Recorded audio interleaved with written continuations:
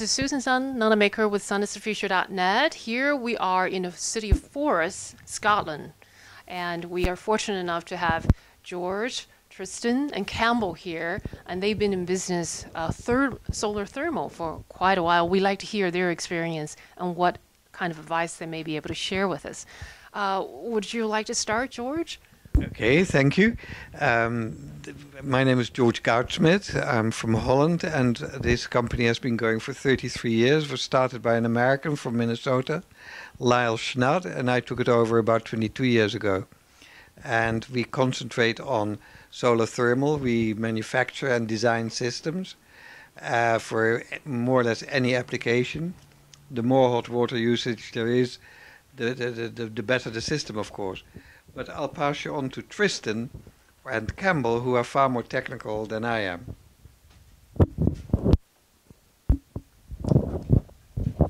Thank you, George. My name's Campbell McKinnon. I'm director with AES. I've been with the company for 6-7 years now. What attracted me to AES is the actual fact it was a company in Scotland manufacturing solar water heaters. It's very rare within the UK for companies to be still involved in the manufacturing section. And I also have a keen interest in renewable energies. I guess one of the big points is the carbon payback and the carbon footprint of our collector. So when we are looking at, installing something within the UK, if it's manufactured in the UK, and if it's designed and installed in the right manner, we've got something that we've calculated out that is paying back its carbon payback is within a 3-year period. I think on top of that, it's a simple technology. It's a very enjoyable technology in terms of with a lot of the technologies out there, say when it's wind and hydro, you don't necessarily get something that's so tactile in terms of it's generating electricity. But with our collectors, there's an opportunity. You can feel the hot water that's coming out of your tap, right. And then it just makes it more enjoyable when you're there thinking, yeah, the shower's free. Yeah, makes sense, yes. Good. Makes great sense. How about maintenance? Is it pretty easily maintained?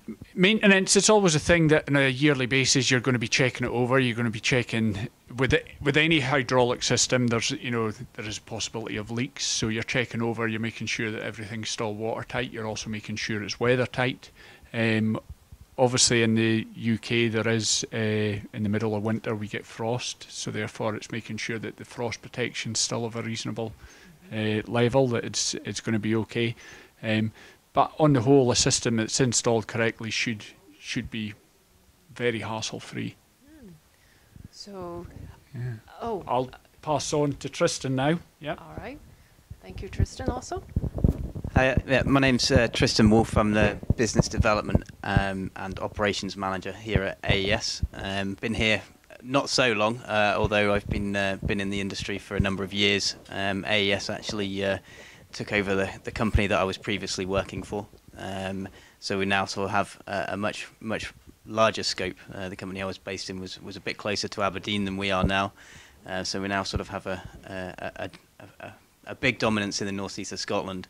I would say, whereas Campbell probably on the design side, particularly with solar thermal, and George in terms of the running and the direction of the business, I'm probably more clued up when it comes to the actual installation work, as much as I hate it. But I have been known to spend a lot of my time crawling around on people's roofs, and actually the mechanics of actually getting it, from office to roof, if you like, and the person who's got I have the benefit of being a slightly smaller frame than some of my colleagues, and indeed some of the installers that we use, and can tend to fit through some quite small spaces. Because obviously, a key consideration with any kind of solar thermal work is the practicalities of getting it there. Now, it's all well and good in a new build where you've got plasterboards not on the walls, you've got a nice big empty roof void and everything else, but when it comes to a 200-year-old house in the middle of Aberdeen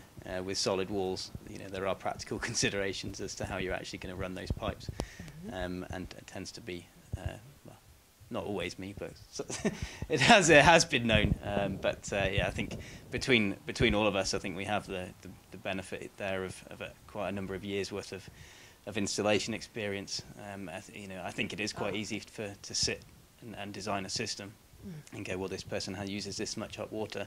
That means that they need this much collector area and they need this much storage. But if they've only got a cupboard that's 2 foot by 3 foot, there's only so much you can do. Do most of your clients have a very good idea how much they need before they come in, or you have to do that for them? Some do, some don't. The sizing of thermal can be difficult. Now, there are a number of rules of thumb that you can use, and various people have different takes on it. I'm sure Campbell's would be different to mine. If I'm designing, I would generally assume around about 60 litres of hot water per person per day. Okay. That's maybe overcooking it a little bit, but it's better to have, to my mind, better to have a little bit more, and make sure that you've got enough than not have enough. And with today, with today's manufacture of cylinders and the like, having something that's potentially maybe a little bit overcooked, the storage and the heat loss that you can get is obviously much more reduced than what it used to be. So the storage of hot water is not as bad as some people might think it used to be. I would also just add, it depends on the building, and we can look primarily at domestic, and sometimes there's more steady figures to go on. But when you're sometimes looking at larger buildings that are community halls or sports facilities, can vary considerably, particularly in the north of Scotland, where you have some unusual sports things such as shinty, where we've had to provide water heating for them, but they're not using it 7 days a week. So therefore you have to look at it in different ways. It's not always just a straightforward 60 litres per person. The same also applies particularly in the north of Scotland again, where holiday accommodation, it could be that holiday accommodation is being used on a regular basis throughout the summertime. It's maybe there could be occasions where it's not necessarily booked out and everything. So again, you have to put a bit of thought into the whole sizing and making sure you've got the right system to suit. I guess we have the benefit of being around for over 30 years, operating in Scotland and further afield, that we can draw on that experience, and we're able to get systems that will work, and also you'll get the most out of per square metre for your solar that you're putting on your roof. Would you say most of your clients are residential or commercial, or? It's varied, I think, George. There really isn't the usual. There are sometimes we get people that live alone, one person in the household, or we go as big as a block of flats with 47 flats, or we've done, for example, the Scottish Parliament, a big system, hospitals, anywhere where there is a hot water demand and there is a relatively southern facing roof, we can provide a system, as simple as that. Okay. And we are very good at designing very large systems. We're also very good at doing turnkey projects of small systems, but a whole load of them in one big project. So we know how to handle the transport and the installers and all that sort of thing. Before we got started, turning on the camera, we were talking about the FID. Now, how much impact does it have for your business, do you think? The feed-in tariff, so to speak. Feed-in tariff, although the company AES is basically a thermal manufacturer, we make solar water heating systems. Last year the FID was so high that nobody was thinking of thermal water anymore, or thermal. Everybody wanted PV, so we succumbed and started to do solar PV also. So that was the initial effect of the FID. You mentioned there was a line waiting out there. Yeah, there were 20 cars outside sometimes. People really were panicking because they saw this enormous potential of making, I don't know, 20% interest on your money, 18 or 20% on your money. So as I say, we succumbed, and then the FID is going down and down and down, and that particular part of the business is going down slowly. because people are less interested, although it is still quite attractive. So it's really up to companies like us to do the calculations for the people, find the people, and show them that it is still a good deal. In the meantime, how it affected the solar thermal was very sad, because everybody was concentrating on PV. Oh, Thermal went down quite substantially, I see. and the downturn in building. So even new build is down, and therefore that part of our business has suffered quite tremendously. But then, of course, there will be the RHI, the renewable heat incentive, very soon or early next year. Can you explain what it is for? A renewable heat incentive is the same as Feed-In Tariff, or not the same, but it is for thermal. So there will be a subsidy on however much you produce in thermal you get paid for. So that will help to bring up the thermal again. Okay. Yeah, that's all I can say on the FIT. And what do you think? Want to say anything on the FIT? Well, where the company that we spoke of briefly, that acquired, or that AES acquired, we were probably, we've been doing PV for 2 or 3 years prior. We were, well, in fact, we were the second company in Scotland to be accredited to install PV. So we'd done quite a bit even before the feed-in tariff started, and there were, shall we say, a few eco warriors out there who were, well ahead of the game, probably kicking themselves a little bit because they didn't actually qualify for any feed-in tariffs or anything like that.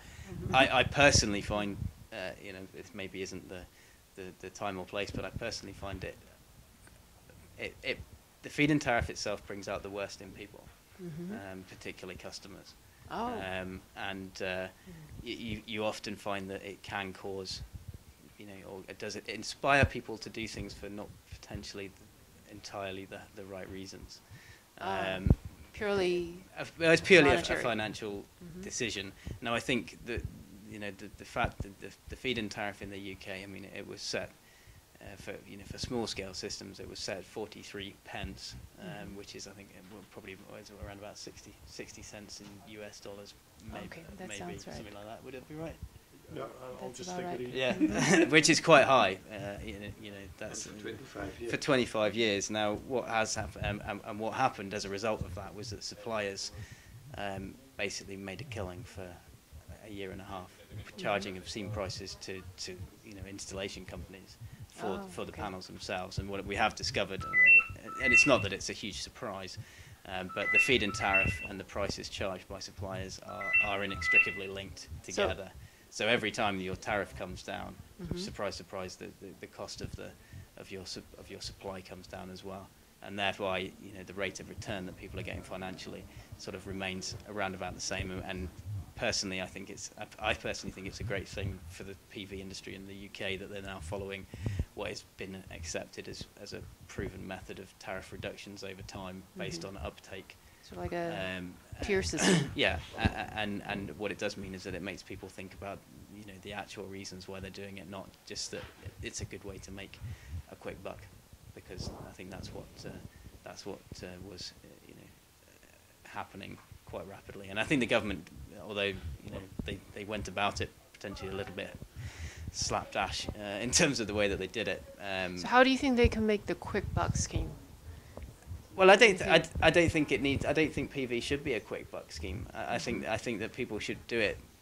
This is my personal view, but I think to subsidise it in such a way that it can actually reach a time where I think ideally PV would reach grid parity in terms of the cost, to be able to have the same cost for PV that it would cost as from traditional generation methods, be that however you do it. Probably don't want to get into that discussion because that would be here for till next week. But whether it's through power stations of fossil fuels or nuclear power or whatever, there are arguments there, for it all. But what we need to do, and the reason why they introduce all these schemes is the UK government and all governments, Kyoto protocols and all this sort of stuff, they all have to meet certain reductions in their carbon emissions. So because you have certain goal in mind, isn't that Yeah. correct? But the goal that's in mind is not set by us. It's the government. The Scottish government have by 2020 want to have is it 50% of their By energy 2020, that is your current goal, right? from renewable energy. 50% would be renewables. 50%. 50. And that's the Scottish government target. It's not a UK government as a whole. Oh, the Scotch. Oh, Yeah. okay, I see. So, but we'll see what happens with that.